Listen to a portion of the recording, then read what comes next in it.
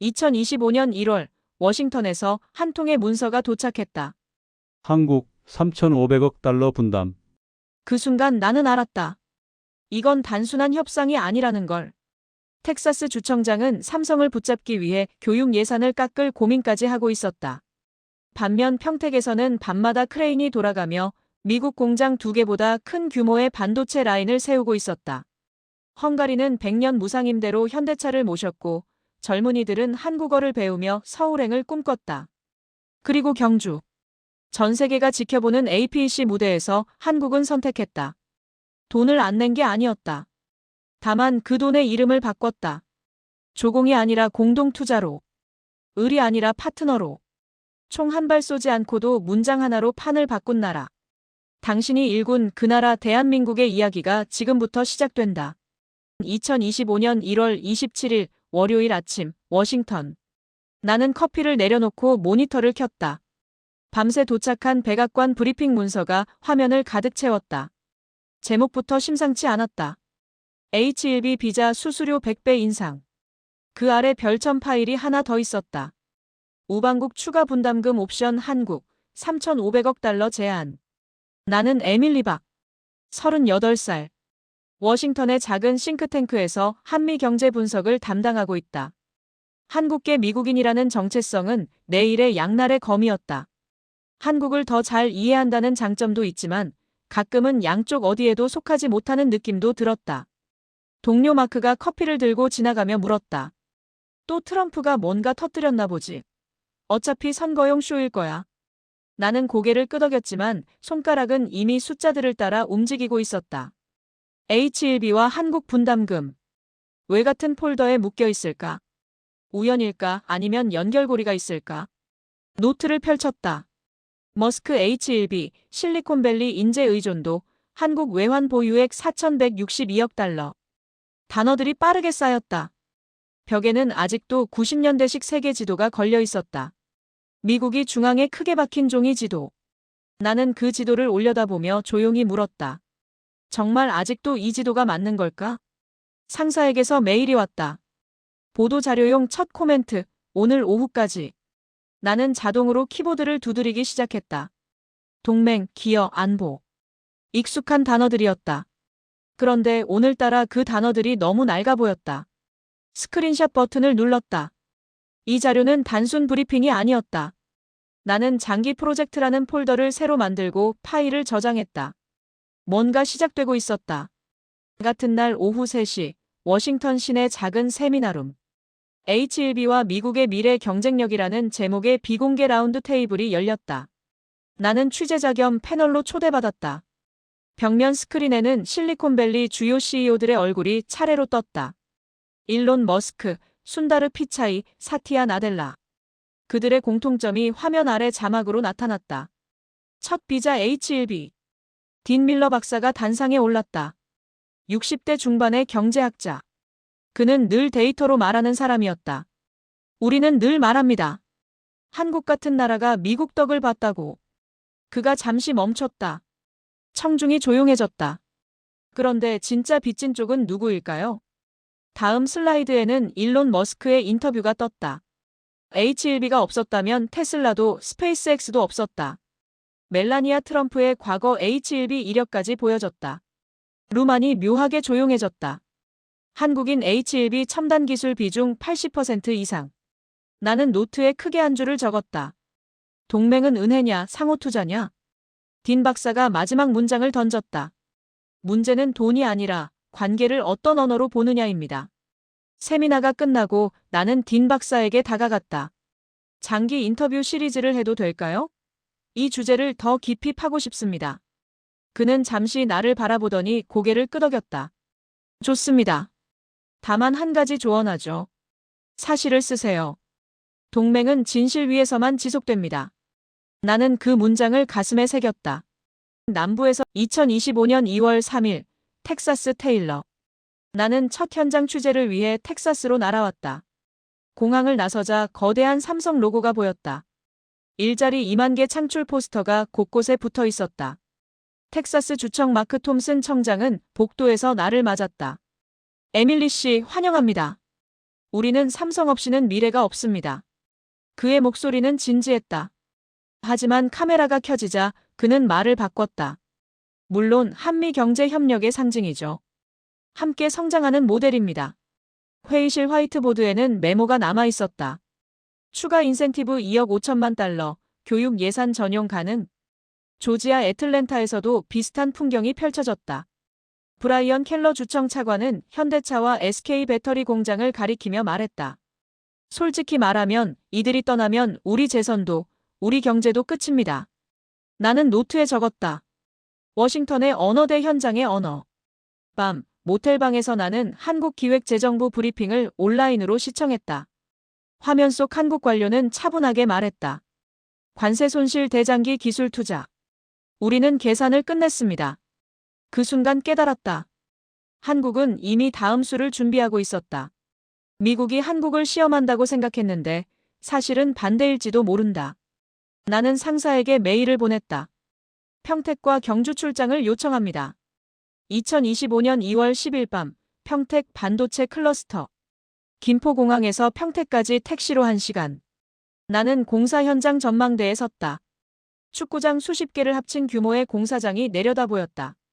크레인과 작업등이 밤하늘을 밝히고 있었다. 현장 총괄 김진수 매니저가 설명했다. 여기가 완성되면 텍사스 공장 2개를 합친 것보다 커집니다. 사무동 회의실로 안내받았다. 스크린에는 슬라이드가 떠 있었다. 국내 6만 명 신규 채용 계획, 자동화율 90% 목표. 젊은 엔지니어 박상현이 인터뷰에 응했다. 예전엔 실리콘밸리가 꿈이었는데요. 이제는 여기서 세계 최고 라인을 만드는 게 더 멋있어 보입니다. 나는 그 말에서 뭔가 거대한 변화를 느꼈다. 세대의 방향이 바뀌고 있었다. 미국이 아니라 한국이 기회의 땅이 되고 있었다. 휴대폰에 메시지가 왔다. 텍사스의 톰슨 청장이었다. 혹시 삼성 계획에 변화가 있나요? 나는 화면을 보며 생각했다. 한쪽은 한국을 붙들기 위해 교육 예산을 깎을 고민까지 하고 다른 한쪽은 자국과 유럽을 향해 설계를 끝내버렸다. 노트에 굵게 적었다. 여기서 미국은 더 이상 필수가 아니다. 이 깨달음이 내 여정의 진짜 시작점이었다. 2025년 2월 15일 서울기획재정부. 나는 비공개 백브리핑에 참석했다. 이서현 과장이 슬라이드를 넘겼다. 25% 관세로 연간 125억 달러 손실. 10년이면 1250억 달러입니다. 그녀가 다음 슬라이드로 넘어갔다. 하지만 3500억 달러와 조건을 고려하면 손해를 감수하고도 기술시장 다변화를 택할 수 있습니다. 공식 브리핑에서는 다른 말을 했다. 상호 윈윈 해법을 모색 중입니다. 하지만 백브리핑에서는 달랐다. 우리는 갑질에 굴복하지 않습니다. 호텔로 돌아와 나는 2개의 초안 사이를 오갔다. 하나는 익숙한 프레임을 유지한 온건한 기사. 다른 하나는 한국의 계산과 미국의 자충수를 그대로 드러낸 불편한 보고서. 상사에게서 화상회의 요청이 왔다. 너무 감정적으로 쓰지 말고 한국도 동맹의 혜택을 많이 받았다는 균형을 잊지 마. 딘 박사에게서는 메시지가 왔다. 사실을 쓰세요. 창밖으로 뉴스가 흘렀다. 트럼프 대통령, 경주 APEC 방문 예정. 나는 키보드 위에 손을 올렸다. 그리고 과감히 2번째 초안을 선택했다. 불편하지만 진실한 서사. 이 이야기는 한국의 국뽕도 아니고 미국 비판 기사도 아니었다. 동맹을 다시 정의하는 세대의 기록이었다. 나는 경주 APEC 취재 신청서를 작성하기 시작했다. 2025년 2월 22일 헝가리 데브레첸. 경주 APEC를 앞두고 나는 잠시 유럽으로 향했다. 공항에 내리자 현수막이 보였다. 코리아 파트너십 헝가리의 미래. 페테르 코바치 부청장이 투자청 3층 회의실에서 나를 맞았다. 에밀리 씨, 우리가 준비한 것들을 보여드리죠. 그는 슬라이드를 넘겼다. 법인세 10년 감면. 100년 무상임대. 고속철 물류라인 신설. 대학 연계 인력 양성 프로그램. 우리는 공장을 유치하는 게 아니라 함께 미래를 짓는다고 봅니다. 창밖으로 기가 팩토리 골조가 보였다. 이미 웬만큼 올라가 있었다. 현대차 유럽법인장 이정호를 인터뷰했다. 미국은 정치가 바뀔 때마다 룰이 바뀝니다. 하지만 유럽은 규칙이 까다로워도 예측 가능성이 있어요. 나는 노트에 적었다. 유럽은 대체제가 아니라 평행축. 헝가리 젊은 엔지니어 몇 명이 한국어로 인사했다. 안녕하세요. 저희는 서울에서 교육받게 되길 꿈꿉니다. 중앙아시아에서 봤던 한글 열풍이 여기와도 이어지고 있었다. 호텔 엘리베이터 안에서 나는 거울 속 내 얼굴을 바라봤다. 그리고 조용히 물었다. 우리가 한국을 시험한다고 생각했는데 사실은 한국이 미국을 시험 중인 건 아닐까? 이 질문과 함께 내 여정은 완전히 새로운 세계로 넘어갔다. 2025년 2월 28일 밤 워싱턴. 나는 딘 밀러 박사의 연구실을 찾았다. 벽에는 30년간의 무역전쟁 그래프가 빼곡히 붙어 있었다. 커피 드세요. 그가 건넨 머그잔을 받으며 나는 물었다. 박사님은 왜 H1B를 이렇게 옹호하시는 건가요? 딘은 잠시 침묵하더니 대답했다. 숫자 때문만이 아닙니다. 수십 년간 함께 일한 동료들의 이름이 그 안에 있으니까요. 나는 평택에서 만난 박상현을 떠올렸다. 한국에서 만난 엔지니어가 있었어요. 그는 실리콘밸리를 동경했지만 지금은 한국 공장을 선택했습니다. 휴대폰에 카톡 알람이 울렸다. 한국의 이서현 과장이었다. 여기 사람들도 마찬가지예요. 숫자보다 자존심과 미래를 보고 있어요. 세 사람이 직접 만나지는 못했지만 이메일과 메신저를 통해 하나의 정서로 연결되고 있었다. 딘이 말했다. 진짜 빚진 쪽은 누구인가? 그 질문이 핵심입니다. 이서현의 메시지가 다시 왔다. 우리는 더 이상 을이 아닙니다. 나는 그 문장을 내 마음에 깊이 새겼다. 이 이야기는 국가와 돈의 이야기가 아니었다. 개개인의 선택과 자존심, 그리고 미래에 대한 이야기였다. 경주 APEC 기획안 제목을 수정했다. 3,500억 달러 딜이 아니라 사람들이 동맹을 다시 정의하는 순간으로. 2025년 3월 5일 워싱턴 스튜디오. 나는 그동안 모은 자료를 하나로 엮기 시작했다. 평택, 헝가리, 폴란드, 독일, 그리고 서울. 모든 장면이 하나의 리듬으로 연결됐다. 평택의 최민호 박사 인터뷰. 우리는 인력 부족이 아니라 인공지능으로 문제를 풉니다. 헝가리의 코바치 부청장.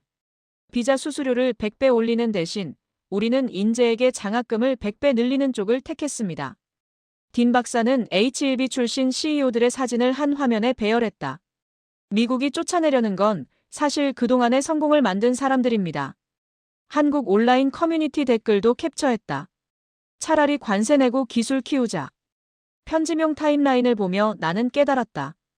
이건 단순한 보고서가 아니었다. 거대한 구조적 풍자이자 자각의 서사였다. 우리가 그렇게 약한 나라가 아니었네. 시청자들이 느낄 감정이 보였다. 한국 시청자들에게는 묘한 카타르시스. 미국 시청자들에게는 날카로운 아이러니. PD가 초안을 보고 말했다. 이거 정말 내보낼 건가요? 파장이 클 텐데. 나는 고개를 끄덕였다. 그게 제 일입니다. 2025년 3월 12일 리포트 공개일. 내 리포트가 방송과 온라인으로 동시에 공개됐다. 예상보다 훨씬 큰 반향이 일었다. 한국에서는 댓글이 쏟아졌다. 이제는 우리가 선택한다. 미국에서도 반응이 나왔다. 우리가 인재를 스스로 내쫓고 있다. 딘 박사가 CNN 인터뷰에 나왔다. 3,500억 달러 요구는 경제학적으로도 정치적으로도 지속 불가능한 딜입니다. 그 발언이 클립으로 바이럴됐다. 한국기획재정부 내부 보고서가 유출됐다는 소문도 들렸다. 국제 여론 부분에서 의외의 우호적 분위기 형성. 경주 APEC 사전 의제 조율 과정에서 미국 측이 문서 표현을 한 단계 물러서는 징후까지 포착됐다. 이서현에게서 이모티콘 메시지가 왔다. 주판에서 저울로 바뀌는 그림, 계산에서 균형으로. 스튜디오에서 PD가 흥분해서 말했다. 이 정도면 21세기판 을사조약 저지 스토리네요. 하지만 화면 아래 작은 자막이 지나갔다. 아직 합의 전 모든 것은 뒤집힐 수 있음. 나는 그 경고를 보며 불안감을 느꼈다. 너무 일찍 안심하는 건 아닐까? 2025년 3월 18일 밤 워싱턴. 경주 APEC 개막을 며칠 앞둔 밤이었다.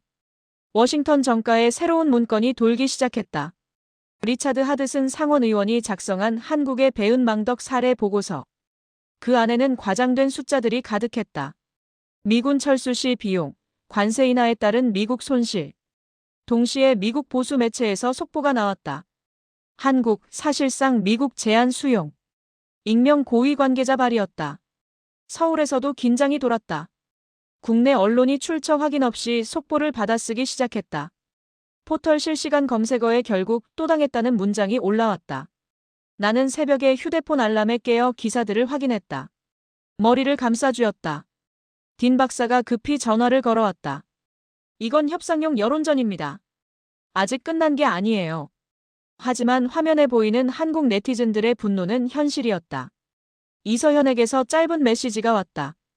우리는 아직 한 줄도 서명하지 않았어요. 내일 진짜 제안을 꺼낼 겁니다. 나는 미국과 한국 양쪽에서 고조되는 압박을 동시에 느꼈다. 조용한 승기가 한순간에 뒤집힐 수도 있다는 공포가 밀려왔다. 새벽 기차표를 예약했다. 경주로 가는 표였다. 2025년 3월 25일 오후 경주 APC. 나는 보문호를 내려다보는 프레스룸에 앉아 있었다. 전 세계 취재진이 모니터 앞에 모여들었다. 한미 양자 회담이 시작됐다. 트럼프 대통령과 한국 대통령이 악수하는 장면이 화면에 떴다. 통역 장비를 쓴 참모들의 표정이 굳어 있었다. 잠시 후 미국발 속보가 먼저 나왔다. 백악관, 한국과 원칙적 합의. H1B 관세 포괄 논의. 한국 언론이 곧바로 받아쓰기 시작했다. 사실상 수용. 포털 실시간 검색어가 바뀌었다. 3,500억 굴욕 또 당했다. 프레스룸에 있던 한국 기자가 한숨을 쉬었다. 이제 다 끝났네요. 딘 박사에게서 문자가 왔다. 실제 문서를 보기 전까진 아무것도 확정 아닙니다. 하지만 이미 한국 온라인 여론은 절망으로 기울고 있었다. 그때 리차드 하드슨 상원 의원이 미국 기자들 앞에서 말했다. 한국도 결국 미국 시장 없이는 못 버틴다는 걸 깨달은 것입니다. 그 장면이 생중계됐다. 나는 가슴이 철렁 내려앉았다. 지금까지 내가 쌓아올린 대등한 동맹서사가 한순간에 또 한 번의 굴욕서사로 뒤집히는 것 같았다. 이서현에게 메시지를 보냈지만 읽은 표시만 남고 답이 없었다. 협상장이 완벽히 닫힌 벽처럼 느껴졌다. 한국방송 PD가 대본을 고치기 시작했다. 우린 그냥 분노 특집으로 방향을 돌립시다. 나는 키보드 앞에서 손을 떼고 내가 틀렸던 건 아닌지 처음으로 깊게 의심했다. 같은 날 밤 11시 경주 호텔. 취재진의 발걸음 소리도 잦아든 시간. 나는 객실 책상에 혼자 앉아 노트북 화면을 멍하게 바라봤다. 휴대폰이 진동했다. 이서현에게서 이모티콘 하나만 왔다. 얼음에서 불로 바뀌는 그림. 잠시 후 짧은 문장이 따라왔다. 내일 아침 진짜 텍스트가 나옵니다. 나는 그 의미를 곱씹었다. 얼어붙은 판을 뜨겁게 만들 무언가가 준비돼 있다는 뜻일까? 딘 박사와 영상통화를 연결했다. 그는 피곤한 얼굴로 말했다. 정치인은 언제나 원칙적 합의 같은 말을 씁니다. 핵심은 문구가 아니라 구조예요. 돈을 어떻게, 누가, 어떤 방식으로 내느냐. 나는 노트에 2개의 칸을 그렸다. 한쪽에는 현금 3,500억 더하기 일방 조건. 다른 쪽에는 공동기술펀드 더하기 공동의사결정. 창밖으로 호수에 비친 호텔 불빛이 잔잔히 흔들렸다. 로비 TV에서는 패널 토론이 흘러나왔다. 경주, 을사조약의 악몽 되풀이 되나. 나는 스스로에게 물었다. 나는 지금 분노를 팔 것인가 아니면 마지막까지 구조를 볼 것인가. 취재 노트를 처음부터 다시 넘겨봤다. 텍사스의 불안, 조지아의 공포, 평택의 야간 불빛, 헝가리의 장기 파트너십. 이 모든 조각들이 우연일 리 없었다. 한국은 처음부터 한번 굽혀주는 척하면서 조건을 바꾸는 게임을 준비하고 있었던 게 아닐까. 노트 마지막 페이지에 새 다짐을 적었다. 내일 오전, 문구 전체를 확인하기 전까진 어떤 단어도 굴욕이라고 쓰지 않는다. 다음 날 이른 아침, 경주 컨벤션센터 인근 카페. 커튼이 반쯤 닫힌 구석자리. 나는 한국 외교 소식통에게서 팩스 한 장을 건네받았다. 비공식 초안입니다. 이름은 쓰지 말아주세요. 종이 상단에는 제목이 있었다. 한미 전략적 경제기술 파트너십 프레임워크 가칭. 하단에는 현금 분담금이라는 단어 대신 공동기술 투자펀드라는 표현이 적혀 있었다. 핵심 조항을 읽었다. 양국 정부 및 민간이 참여하는 10년간 3,500억 달러 규모 공동펀드 조성. 투자 결정은 한미 동수위원회 합의로. 또 다른 조항. H1B 수수료 인상분의 일정 비율은 미국 내 한미 합작 R&D 센터의 자동 재투자. 나는 즉시 딘 박사에게 전화를 걸어 문구 일부를 읽어줬다. 그는 잠시 침묵하더니 말했다. 이건 돈을 주느냐 마느냐의 문제가 아니군요. 돈의 이름을 조공해서 공동투자로 바꾸는 겁니다. 그제야 모든 조각이 맞춰지기 시작했다. 한국은 전액 거부도 무조건 수용도 아닌 세 번째 길을 준비하고 있었다. 형식을 주더라도 내용은 바꾸는 길. 이서현에게서 메시지가 도착했다. 우리가 지키려는 건 금액이 아니라 주도권입니다. 나는 그 문장을 3번 읽었다. 밖에서는 각국 대표단 차량이 줄지어 회의장으로 들어갔다. 방송사 카메라는 운명의 날이라는 자막을 띄웠다. 나는 노트북을 열어 리포트 구조를 다시 짰다. 제목 후보는 3,500억, 이름을 바꾸다 혹은 을이 고른 세 번째 선택지. 이 순간이 단지 협상 테이블의 타협이 아니라 동맹 언어 전체를 다시 쓰는 출발점이 될 수 있다고 직감했다. 정오 무렵 경주 컨벤션센터 메인홀. 각국 국기가 늘어선 무대 위에서 한미 정상과 보좌진이 공동성명 발표를 위해 자리를 잡았다. 나는 기자석에 앉아 손에 들고 있던 비공식 초안과 스크린에 띄워지는 최종 문구를 하나씩 대조하기 시작했다. 미국 대통령이 읽었다. 한국과 미국은 향후 10년간 3,500억 달러 규모의 전략적 공동기술 투자펀드를 조성합니다. 이어서 다음 문장. 투자 방향과 프로젝트 선정은 양국이 동수로 참여하는 위원회 합의를 통해 결정됩니다. H1B 관련 문장도 이어졌다. 수수료 인상분의 일부를 한미합작연구소와 인재 양성 프로그램에 재투자하겠습니다. 우리는 인재를 막는 대신 함께 키우는 길을 택합니다. 한국 대통령이 답변 발언에서 조용히 덧붙였다. 우리는 동맹을 보호가 아니라 공동의 미래 투자로 이해합니다. 프레스룸 모니터 앞 한국 기자 몇 명이 고개를 들고 서로를 바라봤다. 리차드 하드슨이 SNS에 글을 올렸다. 한국이 결국 부담을 인정했다. 하지만 댓글에는 반박이 줄줄이 달렸다. 그건 조공이 아니라 공동펀드입니다. 딘 박사가 카메라를 향해 말했다. 한국은 돈을 안 낸 게 아닙니다. 다만 그 돈의 이름과 쓰임을 바꿨죠. 그 순간 을은 더 이상 을이 아닙니다. 한국 온라인 커뮤니티도 변화했다. 이게 진짜 간신히 막은 을사조약 재현이네. 분노보다 계산이 더 세다. 나는 성명서 마지막 페이지를 보며 평택의 박상현과 헝가리의 젊은 엔지니어들을 떠올렸다. 장례 박수가 이어지는 동안 나는 노트에 한 줄을 적었다. 총은 한 발도 쏘지 않았지만 문장 하나가 판 전체를 바꿨다. 몇 주 뒤 워싱턴 스튜디오. 처음 이 이야기를 시작했던 그 사무실. 낡은 90년대식 세계 지도는 내려갔다. 대신 디지털 스크린에 새로운 지도가 펼쳐져 있었다. 지도 중앙은 더 이상 과장된 크기의 미국이 아니었다. 미국, 유럽, 동아시아가 비슷한 비율로 보이는 다극지도. 한국은 평택, 서울, 경주를 잇는 붉은 점 3개로 표시됐고 헝가리, 텍사스, 조지아에도 작은 점이 함께 빛났다. 나는 카메라를 향해 조용히 말문을 열었다. 예전에는 우리가 미국에게 빚진 줄 알았습니다. 하지만 이번 경주 회담은 한 가지를 보여주었습니다. 누가 누구에게 은혜를 입혔는가가 아니라 앞으로 누가 누구와 함께 미래를 만들 것인가가 중요하다는 걸요. 화면에는 텍사스 톰슨 청장이 삼성 공장 유치를 위해 동분서주하는 모습, 조지아 브라이언이 현대차 배터리 공장을 지키려 애쓰는 장면, 평택의 박상현이 AI 라인 앞에서 웃는 모습이 교차 편집됐다. 헝가리 청년이 한국어로 말하던 장면도 지나갔다.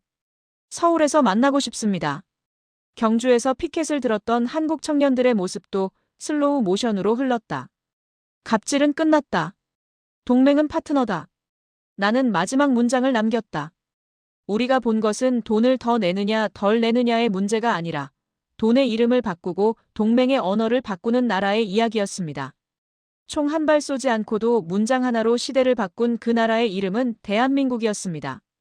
영상 말미 자막이 떴다. 이 이야기가 자랑스러웠다면 당신의 자녀 손주에게도 들려주세요. 미국 교회의 한국계 2세 가족, 서울의 60대 부부, 지방 도시에 사는 70대 노부부가 각자의 거실 TV 앞에서 고개를 끄덕였다. 스튜디오 불이 서서히 꺼졌다. 스크린 위에 다극 세계 지도만 희미한 빛을 내며 남았다. 처음 느꼈던 낡은 동맹의 불편함은 사라지고 대신 함께 미래를 설계하는 파트너십이라는 새로운 감각이 화면을 채웠다. 나는 노트를 덮으며 생각했다. 이야기는 여기서 끝나지만 현실에서는 또 다른 협상과 선택이 이어질 것이다. 그리고 그때마다 이 기록이 누군가에게 작은 용기가 되길 바란다.